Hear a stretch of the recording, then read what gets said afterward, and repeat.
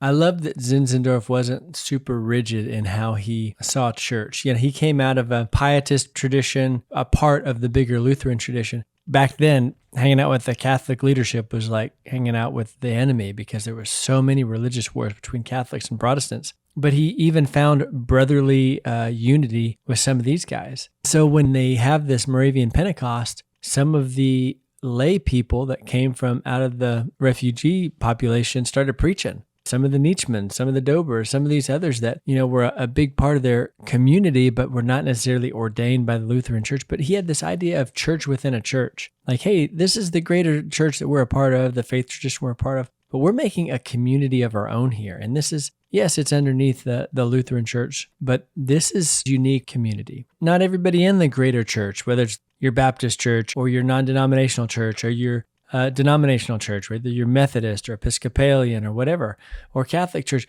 you have your tighter community, your church within a church that was genuine, authentic, exhorting one another, sharpening one another, teaching one another. And Zinzendorf was totally cool with this. And it seems like it might have, his good friend was a guy named Johann Andreas Roth.